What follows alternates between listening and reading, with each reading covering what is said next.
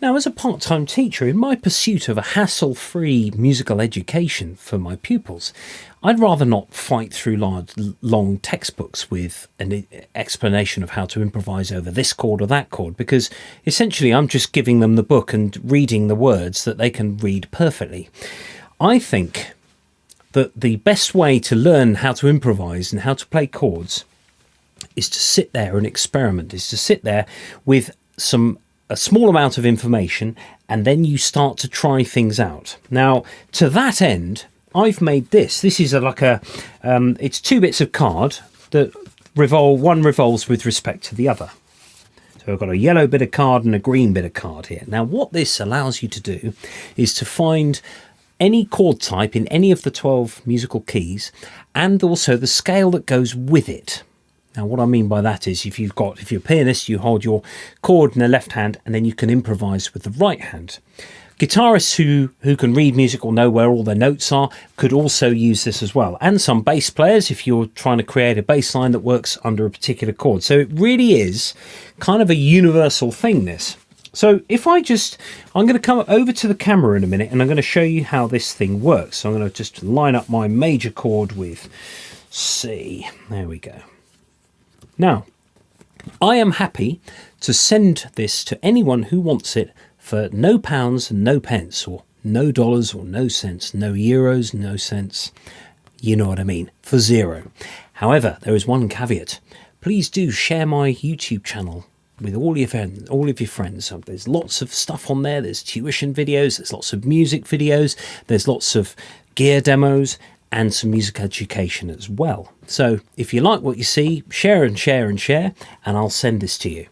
If you do want this, I send it as a JPEG file. It's actually 2 files. It's this, and then you just have to Stanley knife out the window so that you can see through them.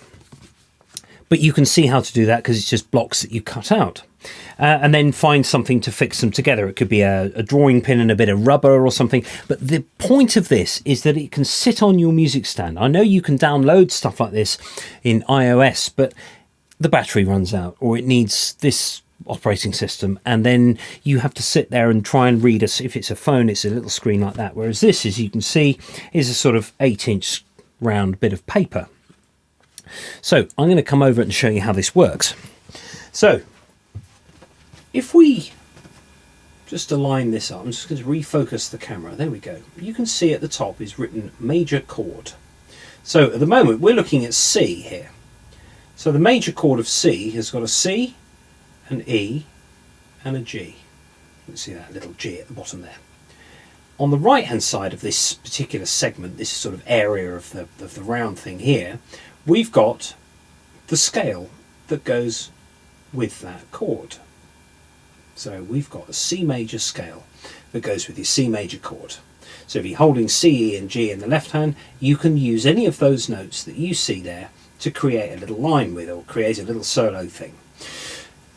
If I go round to, let's have C7 for example, this time the windows reveal a slightly different combination of notes. You've got your C, E and G there, but you've also got the B flat at the bottom there, which is at the top of your chord. And then you can use what's called the Mixolydian mode to improvise using that scale there. So we've got a C major scale, but it's got a B flat in this time. If I go around to C Dorian, which is for your C minor 7, this time you've got an E flat in your chord because it's a C minor. There we go, you can see that there. And then the G, and then the B flat. And then your associated scale that works with that, etc, etc, etc. So whatever key you're in, if I want to know, for example, I want to play over a D7, but I want a slightly jazzier chord, I can use something called the Lydian dominant mode. So D, F sharp, A and C is your D7 chord, and I could have a D, E, F sharp, G sharp, so I've got my sharp 4 there, A, B and C.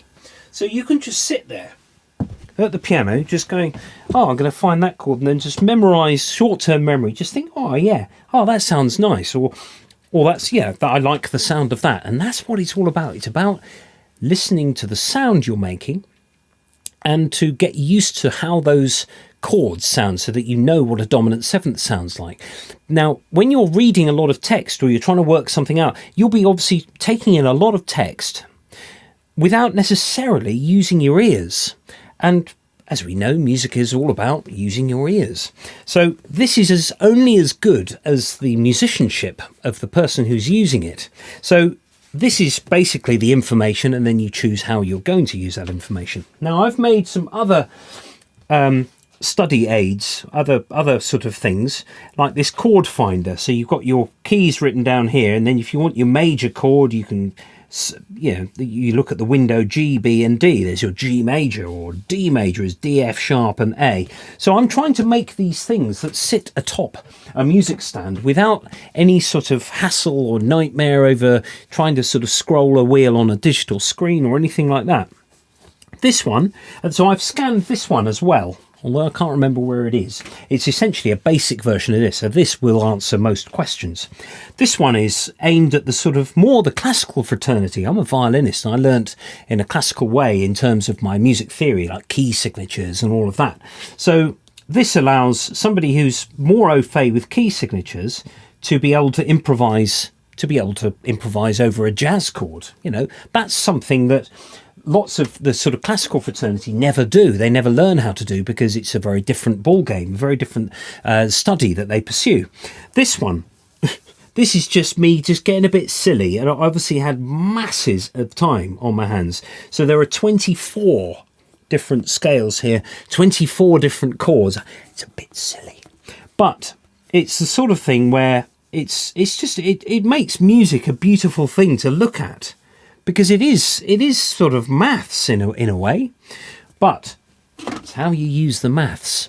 You know, I doubt very much that B.B. King, for example, played by thinking about the maths, but he would play using his ears and his tone and his touch.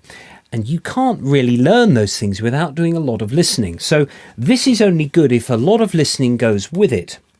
Anyway, there is the chord finder. If you like what you see, find Dan Baker Musician on Facebook, ask me for a copy, and I'll send it over. Make sure that when you print it out that both images are exactly the same size. So untick any boxes that say sort of fill screen, or if you have a percentage button, maybe just set them both to 90% so it doesn't cut the edges off. Print them out, cut them out, stick them together, and there you go.